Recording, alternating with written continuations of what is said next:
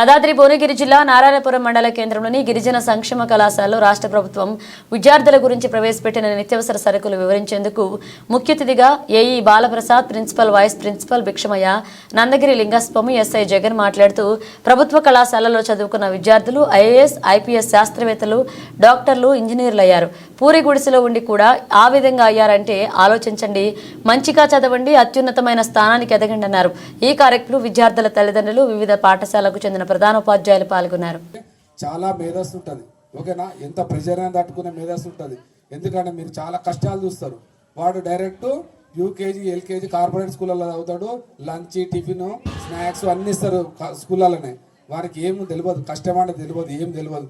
పెద్ద పెద్ద ప్రాబ్లం వచ్చింది, వాని పర్సనల్ లైఫ్లో ప్రాబ్లం రావచ్చు, జాబ్లో ప్రాబ్లం రావచ్చు, ఆ బిజినెస్లో ప్రాబ్లం రావచ్చు.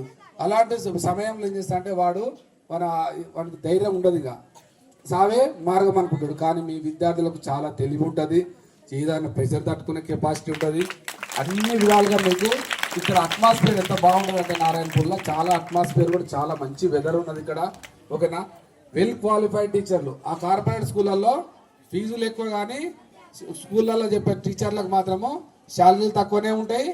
మరియు వాళ్ళు వెల్ క్వాలిఫైడ్ టీచర్స్ మాత్రం 100% కాదు.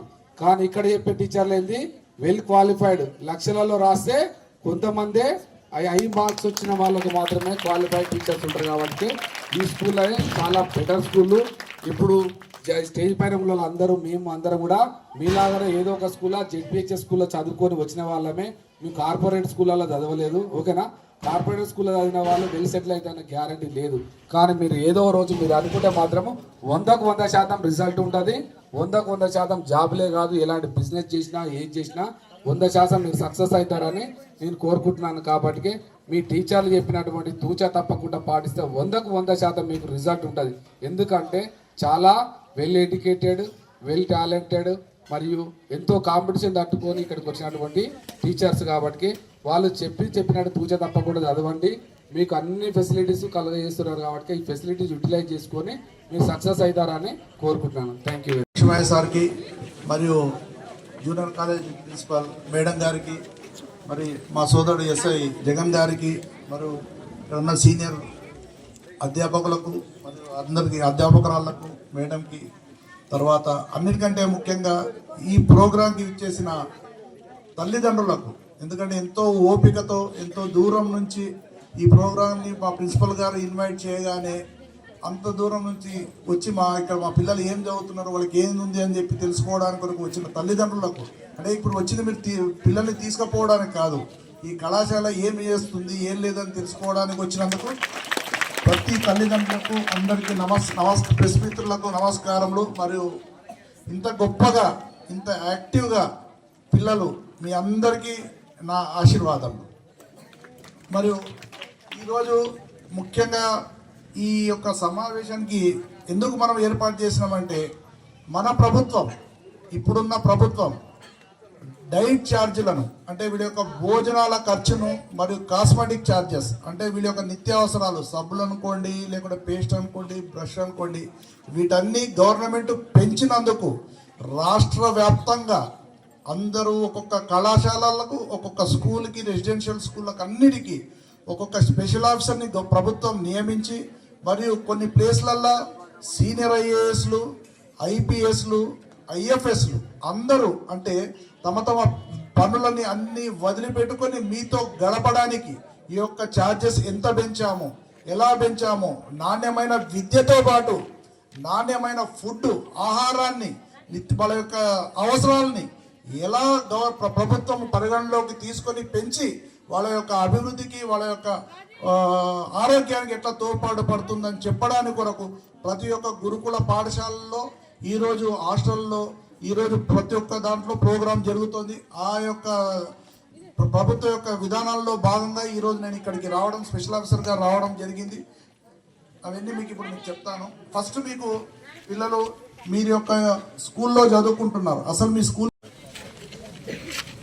ఓకే, అందరికీ శుభోదయం అండి. ఈ వేదికను అలంకరించినటువంటి గౌరవనీయులు బాలప్రసాద్ సార్ గారికి, మరియు government junior college principal madam గారికి, మరియు మా కాలేజ్ ప్రిన్సిపల్ భిక్షమయ్య సార్ గారికి, మరియు నాతోటి ఉపాధ్యాయ బృందానికి, కిందకు ఆశీనులైనటువంటి పేరెంట్స్కు మరియు మీడియా మిత్రులకు, నా ప్రియమైన విద్యార్థులకు అందరికీ కూడా శుభాభినందనలు తెలియజేసుకుంటున్నాను.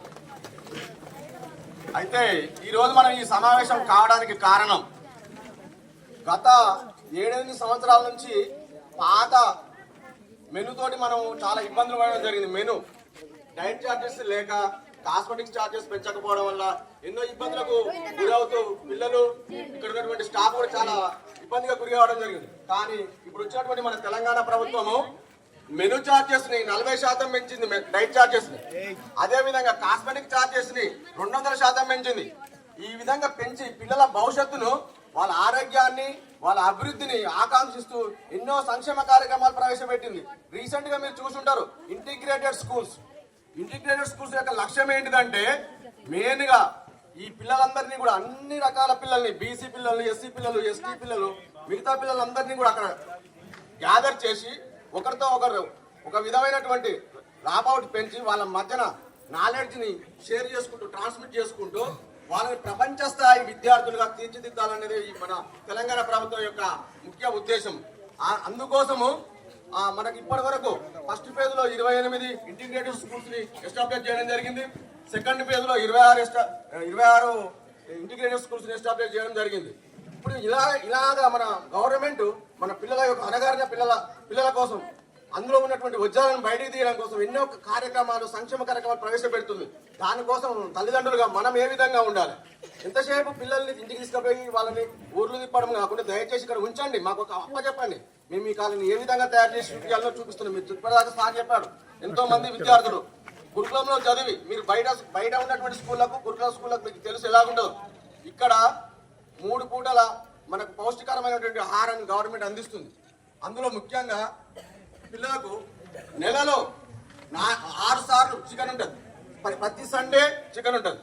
మరియు 3వ బుధవారము, 1వ బుధవారము చికెన్ ఉంటుంది. నెక్స్ట్ 2వ బుధవారము, 4వ బుధవారం మటన్ ఉంటుంది. ఇంత పౌష్టికరమైన ఆహారం ఇస్తూ పిల్లల యొక్క శారీరక అభివృద్ధికి, మానసిక అభివృద్ధికి మన గవర్నమెంట్ ఎంతో కృషి చేస్తుంది. అలాంటప్పుడు మీరు ఇంటికి తీసుకెళ్లడం వల్ల పిల్లలు ఇక్కడ క్లాసెస్ లాస్ అవుతారు, ఇక్కడ మంచి పుష్టికరమైన ఫుడ్ లాస్ అవుతారు. మీరు అనవసరంగా పిల్లల యొక్క భవిష్యత్తు. బెస్ట్ ఎగ్జాంపుల్ ఒక గురుకుల విద్యార్థి అడావత్ సైదులు. ఆయన ఒక గొప్ప స్థాయిలో ఉన్నాడు. ఇక్కడ కర్ణాటక గుల్బర్గా డిస్టిక్ లో now is promoted as the DIG. వాళ్ళ ఇంటికి పోయి చూస్తే ఏముంది తెలుసా? వాళ్ళ నాన్న లేడు. మిర్యాలగూడ గురుకుల విద్యార్థి ఆయన. వాళ్ళ నాన్న లేడు, వాళ్ళ అమ్మ ఒక్కతి మాత్రమే ఉంది. ఆ అబ్బాయి ఈ స్థాయికి రావడానికంటే ముందు ఒక చుట్టు గుడిసె మాత్రమే, కమ్మల గుడిసె, వాళ్ళకి స్లాప్ ఇల్లు కూడా లేదు. ఆ అబ్బాయి ఈ ప్రపంచానికి ఎవరో తెలియదు. ఈ ప్రపంచానికి ఆ అబ్బాయి ఎవరో తెలియదు. ఆయన చదువుకున్నప్పుడు ఒకేసారి ఐపీఎస్ ర్యాంకు సాధించిన తర్వాత ఆ తండ, ఆ కన్న తల్లి, ఆ చుట్టు గుడిస దగ్గరికి ఆ Miryalaguda MP, Miryalaguda MLA, Miryalaguda DSP, ప్రతి ఒక్కరు మీడియా మొత్తం ఆ అబ్బాయి దగ్గర పోయారు. అసలు ఎవరు ఈ అడావత్ సైదులు, ఎక్కడ పుట్టిండు, ఎట్లా అయింది అనేది. ప్రియమైన విద్యార్థులారా, మీకు ఒకటే విషయం చెప్తున్నా, విజయం సాధించేంత వరకు నువ్వెవడో ఈ ప్రపంచానికి తెలవాల్సిన అవసరం లేదు. విజయం సాధించిన తర్వాత నీ విజయమే ఒక డంకాలాగా మోగిస్తుంది, నీవెవరో చెప్తుంది. నీ విజయమే ఈ ప్రపంచానికి నీవెవరో తెలియజేస్తుంది.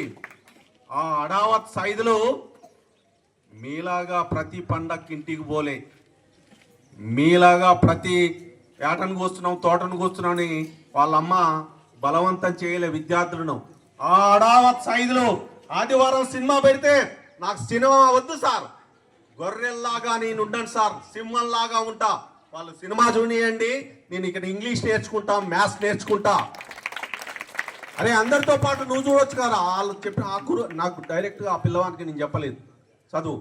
ఆ పిల్లవాని యొక్క గురువులు అందరూ సినిమాలు చూసి అందరూ డాన్సులు వేస్తుంటే ఎక్కడో మూలకు కూర్చున్న అడావత్ సైదు కూర్చొని మ్యాథ్స్ ప్రాక్టీస్ చేసేవాడు, లెక్కలు ప్రాక్టీస్ చేసేవాడు, జనరల్ నాలెడ్జ్ చదివేవాడు. Because he has decided his life goal at his school level only, my dear students. don't underestimate yourself. You can create miracles. As our SISR said, మనకు ఎక్కువ శక్తి, power of endurance, భరించే శక్తి ఎవరికి ఉంటుందా అంటే మనకే. ఎవరికి? Government స్కూల్లో చదివినటువంటి విద్యార్థులకు. విశ్లేషణ శక్తి ఎవరికి ఉంటుందంటే మనకే, గవర్నమెంట్ స్కూల్లో చదివినటువంటి విద్యార్థులకు. కార్పొరేట్ స్కూల్లో చదివిన పంతులకు కానీ, కార్పొరేట్ స్కూల్లో చదివినటువంటి విద్యార్థులకు కానీ భరించే శక్తి ఉండదు, విశ్లేషణ చేసే శక్తి ఉండదు, కష్టపడే తత్వం ఉండదు, సబ్జెక్టును ఒక అర్థమయ్యే రీతిలో అర్థం చేసుకునే శక్తి ఉండదు. కాంపిటేటివ్ ఎగ్జామ్స్ కొట్టే విద్యార్థి ఎవడు అంటే మనమే గ్రూప్ 1 ఆఫీసర్. ఇక్కడ ఎస్ఐ గారు కూడా గవర్నమెంట్ స్కూల్లో చదువుకున్నారు, ఇక్కడ సార్ కూడా గవర్నమెంట్ స్కూల్లోనే చదువుకున్నారు. మన దగ్గర ఏముంటుందంటే సబ్జెక్టు చదివమంటే బట్టికి పట్ట మనం ఏం చేస్తాం రా, పూర్తిగా దాని అంతు చూస్తాం, అర్థమయ్యే రీతిగా చదువుకుంటాం. కాంపిటేటివ్ ఎగ్జామ్స్ మనమే క్రాక్ చేస్తాం. ఈ రోజు కార్పొరేట్ స్కూల్లో చదివే ప్రతి విద్యార్థి ఎక్కడికి పోతుండో తెలుసా? సాఫ్ట్వేర్ తప్ప దేనికి పనికిరాదు. వాని యొక్క మానసిక స్థితి ఎట్లుంటుందో తెలుసా? చాలా పిరికి పందలుగా ఉంటారు. ధైర్యవంతులు ఎవరంటే మనమే, మన గవర్నమెంట్ స్కూల్లో చదివినటువంటి విద్యార్థులే. ప్రియమైన తల్లిదండ్రులారా, మీకు ఒక్కటే మా పాఠశాల